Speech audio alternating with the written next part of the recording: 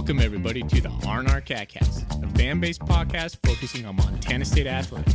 We're two dudes named Ryan from the state of Washington talking about our dear Montana State. We hope you enjoy.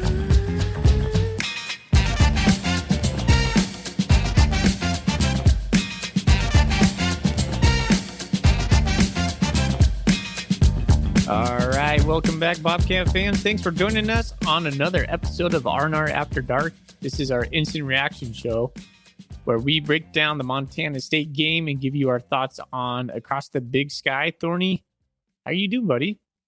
Doing great, man. Long day of college football, but fun day. Good scores, good Bobcat scores, and some other interesting scores throughout the Big Sky that I think Bobcat fans will enjoy. Yeah, Cats moved to 6-1.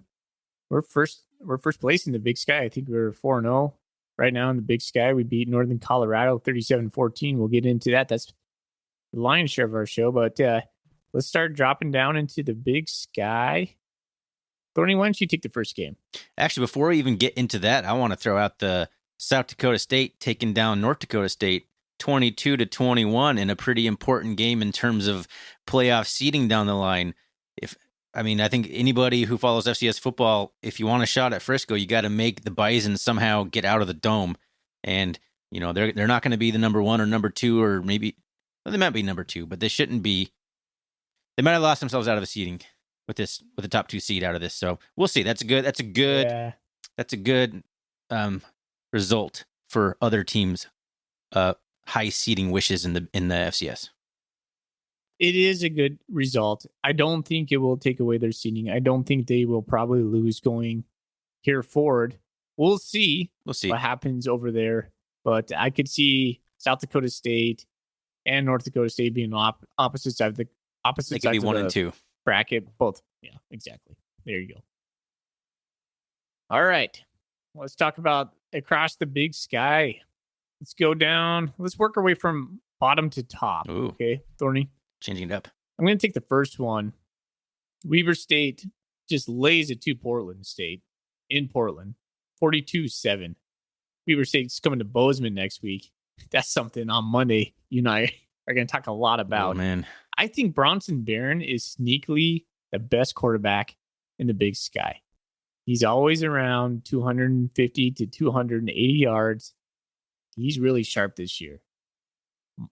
I think, Weber State is known for their defense, which is like their tops in defense in the Big Sky, but their offense is sneaky good.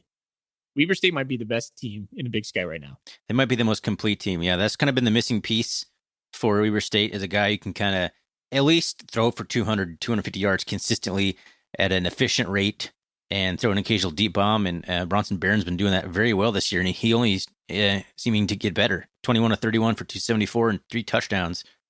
Not a bad day.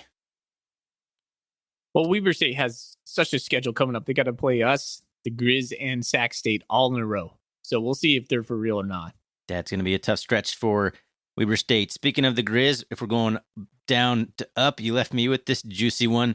The Grizz fall in Missoula, 30-23 to Idaho. To Say it ain't so. Giovanni McCoy, I think his name is Giovanni, quarterback for Idaho, throws for 286 yards and 2 touchdowns in a game where Idaho just made more big plays. I watched a good chunk of this, and I think it just came down to Idaho was fired up. They made plays when they needed to. They won one-on-one battles. I mean, they came into Missoula with a good game plan and hung in there and then pulled away and was able to win. So that's a huge win for the Vandals and a decent blow to the Grizz, as they got kind of a hard schedule coming up. This was supposed to be one of their, quote, easier games before they kind of get into a bigger gauntlet here. So the Grizz might be reeling a bit right now. The Grizz had 34 yards of rushing. 34! What the heck, man? Idaho only had 54 as well. So it was a defensive game for sure, and those are two good defenses, and there's no taking away from that. But it was a big game, and Idaho really came to play. And I want to give you credit here, and I made sure to write this down on my notes so I wouldn't forget it when it popped into my memory. At one point on a podcast, you talked about you thought the Grizz offense wasn't looking all that good. You thought they were vulnerable on the offensive side. I don't remember what episode you said that in, or what exactly you said, but here it is. The Grizz only had 220 yards of total offense here against Idaho. That's not going to win many football games.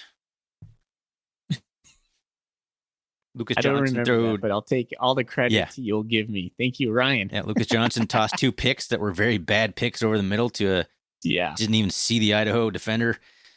Ooh, Chris might be in a little bit of trouble. Man, they only possessed the ball for 17 minutes and 52 seconds.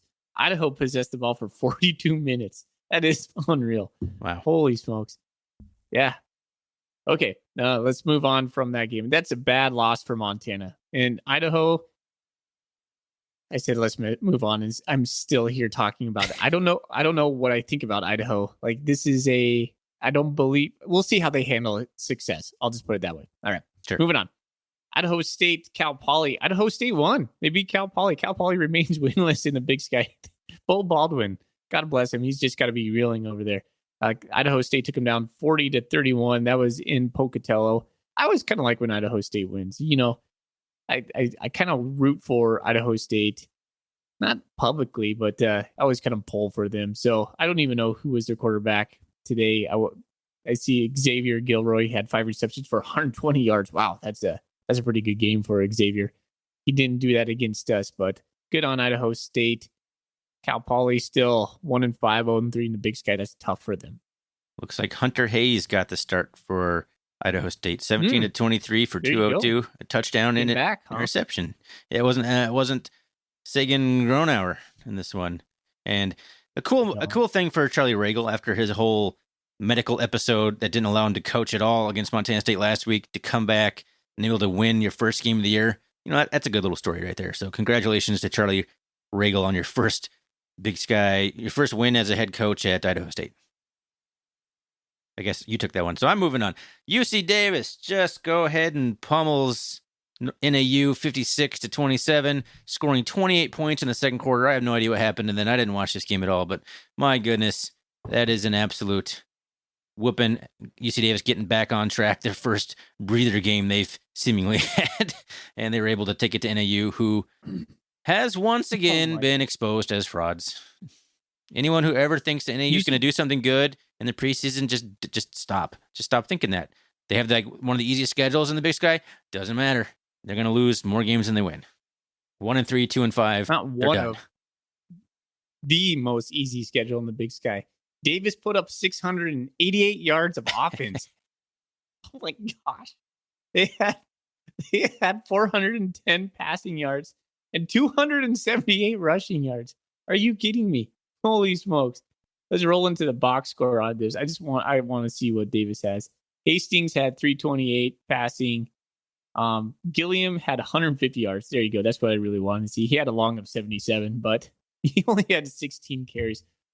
Wow, that makes our win against Davis just that much more satisfying. Nice job, UC Davis, making us look good. Yeah, unfortunately, who didn't make us look good was Eastern Washington, who got whooped up by Sac State, 52-28. Yeah, that's a good whoop down right there.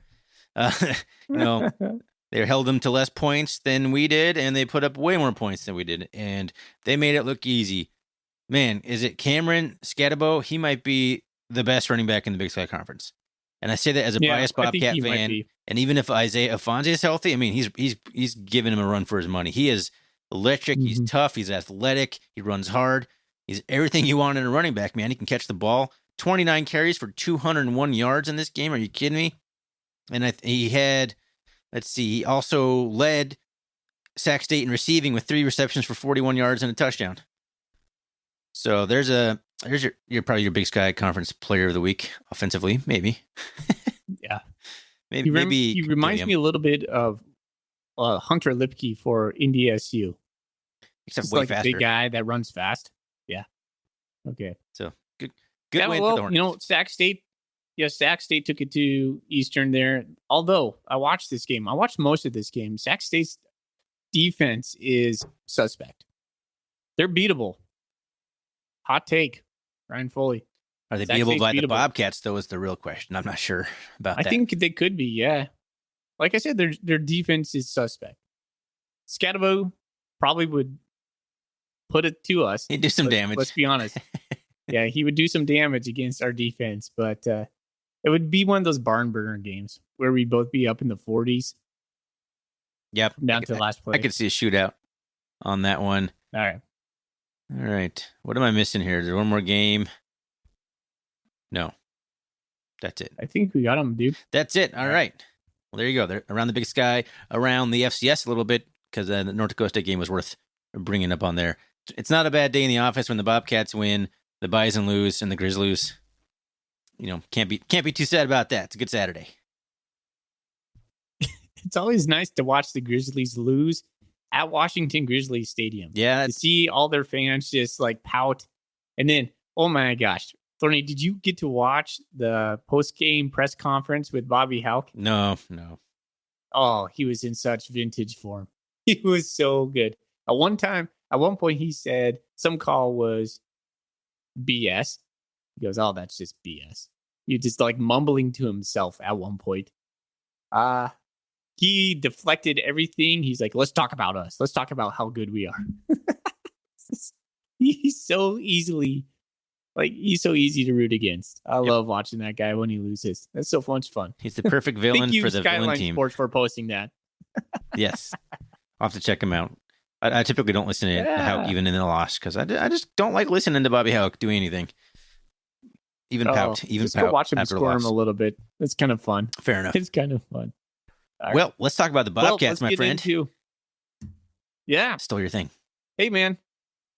Bobcats. Let's start out with the good category. Let's just state right here. We're 6-1. We're 6-1 at top of the Big Sky. That is huge.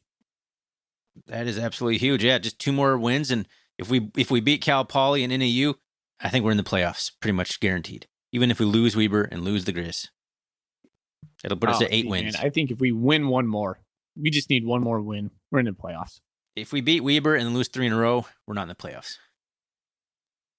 I disagree. All right. Anyway, it is a good spot to be in. That's what we're talking about. This is the good category. We're in a great spot to finish out the regular season. All right. Give me another good. Man, Willie Patterson. I'm going to just call him out right off the bat. 7 receptions for 148 yards, 3 touchdowns. He had himself a great game, and I think almost all of this occurred after he had a pretty crucial drop in the first or second quarter that would have gone for a first down. Perfect throw by, I assume, Tommy Millott. Hit him right in the hands, dropped it onto the ground, and then he took it personally, as Michael Jordan would say. And he came back and just played like a man possessed after that with the great one-handed catch as being held by the defender. Didn't matter. It caught the ball anyway. A great move on his long touchdown run. Just he made 2 Northern Colorado defenders collide with themselves and just crumple down on the field. It was a great game by Willie Patterson, and I got to give a huge shout out to Willie Patterson, who continues to have a very fine senior season. I didn't hear the player, but I did catch the year. It was been since 2010 since a Bobcat receiver has caught 3 touchdowns in a game. I guess ridiculous. Might be Akpla or Herbert, and I'm not sure. So, yeah, Willie P. I had him down in the good category as well. That one where he caught that slant, I feel like Montana State went to that probably 2 times. Both times it looks really good on that play. So he had quite the catch after the run on that one that got him his second touchdown. It might have been his third. Willie P. stole a touchdown. Tommy Millott threw a bad ball and was picked initially, and Willie P. took it away for his second touchdown. Yep, that he saved an interception for his quarterback. It was a great catch. Yeah. All right. Moving on in the good category, I'm going to say R.J. Fitzgerald had his 3rd touchdown in 3 games. Receiving after touchdown. Not scoring at all last year. Yeah. So, and that was a good play. We went under center and did a little play action fake and found him out in the flat. I like that play. Nice job. Beautiful. For RJ. To continue to get him more involved in the offense can only pay dividends because he's just one more thing for defensive coordinators to worry about. Nolan Askelson had himself a game, and I closed the stat sheet that I had up. Darn it. I think he ended up with 12 tackles. I'm shooting off the hip here. Led the team in tackles. I know that. And he had himself a great game because Callahan O'Reilly only ended up with like 3 tackles in this game, and I'm not sure exactly why that was. I think O'Reilly played the whole game, but Askelson really played well in this one and led the team in tackles and stepped up when maybe O'Reilly wasn't having a good game or Northern Colorado was game planning specifically to attack or go away from O'Reilly, I do not know. But it was a good game from Nolan, so he's in my good category. I'm going to give you two goods real quick, two quick hitters. Stones Glessner was 1 for 1, hit a 51-yard field goal to start the scoring for the Montana State Bobcats. That was right down the pipes. Nice job, Stones. That was a great kick. Also, I want to give props to the defense on third down. They held the Battling Bears. And no, Rocky Bearcat, I am not going to apologize for that. I know you're what? Who is it? Is it Northern? No, it's Northern's the Lights. Something else. Is it Rocky? I don't know NAIA football really well. It must be Rocky. So I'm not going to apologize on that.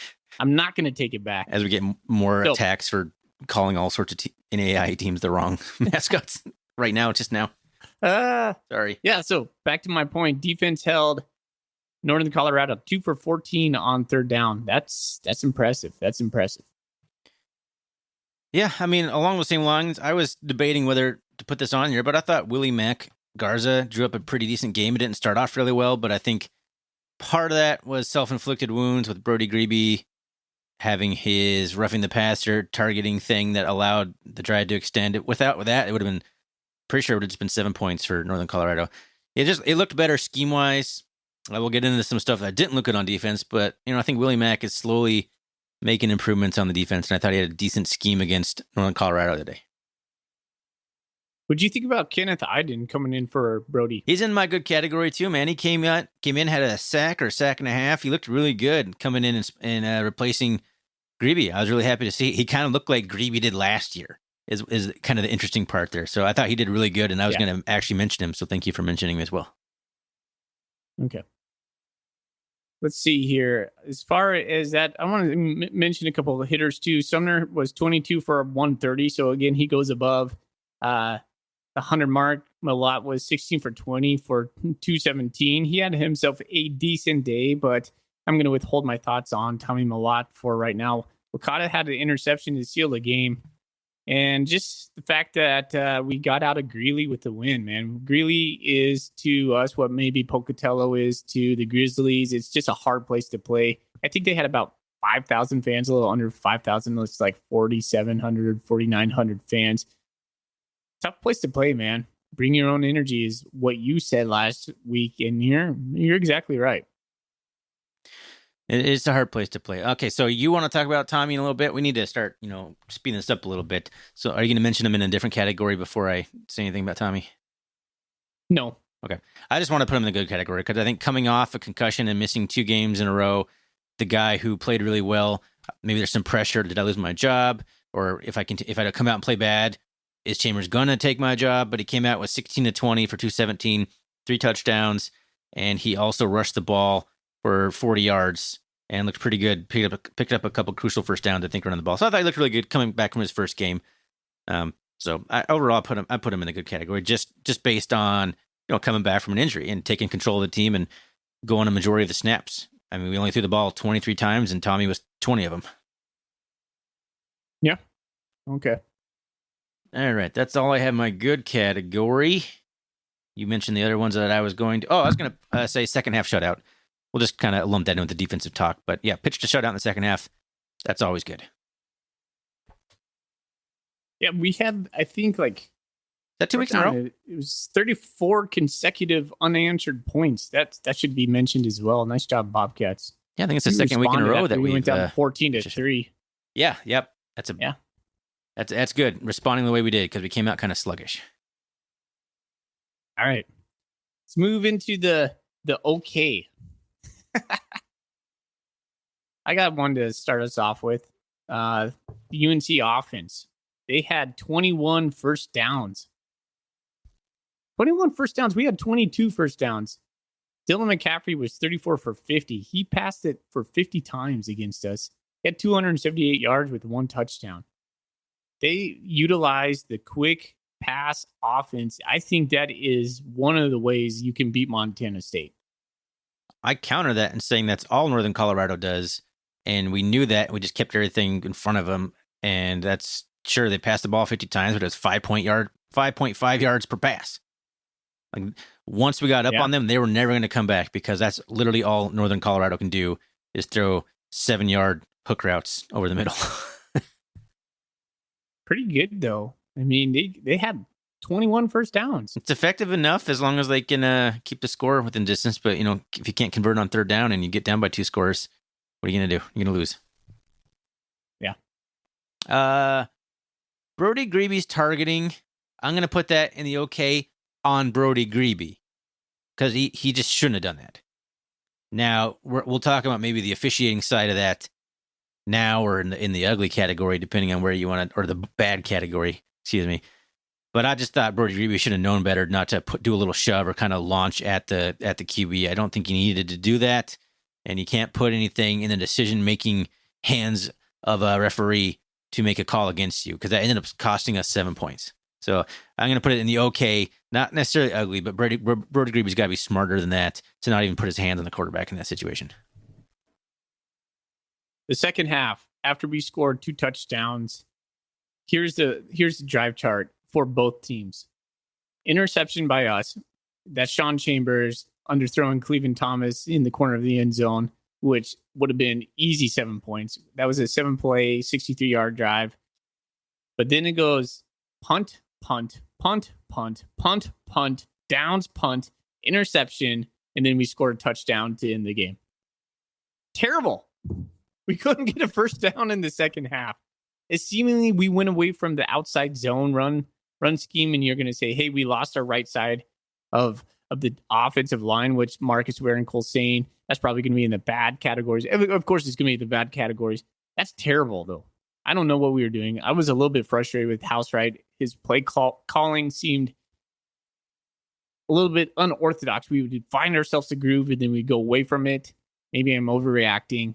Walk me off this ledge, Ryan Thornton. I don't know. I think you just keep expecting the Bobcats to score 7 to 14 points per quarter, and I just don't think that's realistic. When we're up by 20 points, you're gonna see Housewright just hand the ball off up the middle. That's just kind of what has been happening, and we're just not quite talented enough in that scheme to just be able to get first downs easily on it. I wish we'd be a little more creative. You can still run the ball and run out the clock effectively, and not just go away from what works from you and just start doing this handoff up the middle stuff that we seem to do. But they just want to get out of the game quickly. So that's all I know. I think you're overreacting, but it is something worth mentioning. It is absolutely a little frustrating that we can't at least get some first downs. Like we just go 3 and outs when we get into this mode. Thorny, after we do the 7-play and then we throw the interception in the end zone, we go 3 and out, 4 and out, 3 and out, 3 and out. I might have missed one in there. Yeah. Just silly. No, that's unacceptable to go that many 3 outs in a row at any point in the game. No, exactly. Especially against Northern Colorado. When we have one of the best rushing attacks in the Big Sky and we're going 3 and out, 3 and out, 3 and out. No, man. We can be more creative than just running power schemes up the middle. Yep, I can't argue with that. I don't have much else to put in this category. That touchdown catch by Northern Colorado, where it didn't look like he maybe came down with possession on it. I put that in this category because I don't understand when the referees review things and when they don't. They should have reviewed that. I think they would have probably overturned it if they took a look at it, but they didn't even review it. I don't understand why that wasn't why it wasn't initiated. So it's in my okay category. All right, let's move into the bad. I'm going to say the refs were in the bad. I mean, it's an easy thing to say, right? As a fan, they were terrible. That was the first half was probably one of the worst officiated first halves I've ever seen. Yeah, the targeting call, I think, was a bad call. I mean, maybe to the letter of the law, it was targeting, but it was not malicious. It wasn't hard. It wasn't anything near what I thought happened to Sean Chambers at Eastern when he got kind of pinned down by a defender and the other guy came up and teed off on him. I thought that was way worse. So, and then Tommy Malott. No, Sean Chambers. It was Sean Chambers because Malott was already out at this point. It wasn't a slide. It was when Chambers ran down to the goal line. Oh, yeah. And got kind of held up by a defender, and some guy just came up and popped him, and they reviewed it and said, no targeting. I mean, this was pretty minuscule in the grand scheme of things. I thought that, it was a poorly officiated game, but that you're going to get that. You're always going to get that. And, I mean, people like to say the FCS, the Big Sky is really bad, but I mean, it's the FCS. What referee is going to want to be in the FCS? You're going to want to move up and get that big money in the bigger conferences. You're going to be left with referees that aren't as good as guys in the Pac-12 and stuff. I mean, it's just how it goes. So it is what it is, man. It's you just got to live with it, and hopefully it goes your way one game and goes against you the next game. The pass they called a completion where it clearly hits the ground. Like, I didn't see that. I saw people complaining about it, but I didn't see it. It was funny listening to Ty Gregorak call this game because he was trying to bite his tongue on a lot of these. It was just really bad officiating. Like, there's no words for it. You're like, what? How's that whatever? Okay, I'm not going to spend my energy on that. Refs, that was bad. Kendrick Bailey's angle on the Elijah Dotson touchdown was atrocious. Kendrick Bailey hasn't played real well all year. I thought he actually responded pretty well after that and played a pretty okay game after that, but that was a terrible angle. That was a 2015 Jamie Marshall coached safety angle. That was bad. We need Rylan Hort back in a big way, which is also my bad category. Why can't that guy get on the field? Who's screwing up? Who's dragging their feet? Who's making the mistakes out there that can't get Rylan Hort cleared after so many months of this? It's getting pretty frustrating, and it's a pretty bad look for somebody. I can't figure out who. It's a bad look for NCAA. It's a bad look for Montana State. I don't know, but it's frustrating, but it's pretty clear we need him because Reddy Short was not available for this game, which I never heard why. Did you? I didn't listen to the pregame show. Sometimes they get information on that. I was an hour and a half late getting back to my house, so I actually put my phone on silent and rewound ESPN Plus and started from the beginning. So I was like just fast forwarding through everything, trying to catch up to lives. So I missed a lot of normal stuff. I'd be cruising on Twitter, catching any news tidbits or anything like that. So if there's something out there and I missed it, but I'm very curious why Reddy Short didn't play, because I think, combination of Reddy Short and Kendrick Bailey is better than just Kendrick Bailey. I will say that. So we need somebody else out there. I'm hoping Rylan Hort can play against Weber because we're going to need him. Yeah, it's a big game coming up. He might have had a leg injury. That's something it's like floating in my brain right now. All right. The last thing I have for us for the bad is the injuries to Marcus Ware and Cole Sane. Marcus Ware, I think he has a fractured foot. Cole Sane has an injury in his knee. He came out with a limp and then some ice bags. And so I have a fingers crossed that we'll see Cole Sane again this year. I'm not sure if we're going to see Marcus again. Yeah, I thought that was Cole Sane on the sideline in the boot, looking all real bad, but that was Marcus Ware apparently, who had the run the damn ball shirt on. Might be flip-flopped. I thought that was Marcus, yeah. I don't know. Either way, one guy got hurt pretty bad. So either way, losing two of our starting offensive linemen in one measly game that we could have won probably with a backup offensive line, it sucks. It sucks. And right before we go into Weber State, like, you want to come out of a game like this, number one, healthy. Like maybe we win this game 21-17, fully healthy. Is that better than winning 37-14 and losing two offensive linemen? Probably not. Or probably, excuse me. I'd rather do the other way. I'd rather win close and keep everyone healthy. So that sucks. But the good news is we've been rotating guys Northern Colorado. Yeah, that sucks. Yeah. That's in the bad category. They're pretty much, whenever we talk about moving to the FBS, they're always like the punchline, like, I don't want to be playing against Northern Colorado in Greeley every year. And they're always like my go-to example of why I don't like being in the Big Sky necessarily. So yeah, that's in the bad category. They're a protected rival of ours as well. Yeehaw. Which is just stupid. All right. Well, my predictions so far on the season are spot on. I had us losing at Oregon State and then winning everything else except that. Oh. Weber State. Coming up next, we're going to have a big game, a big Monday to talk about that. I can't wait. Top 10 matchup. It's going to be a huge game, and yeah, we'll talk a lot about that on Monday. So before let's get out of here, man, we're running up against a half an hour, way longer than we typically like to do these instant reaction shows. For Northern Colorado, of all things to go long on, for crying out loud. Spending extra time talking about the Battling Bears.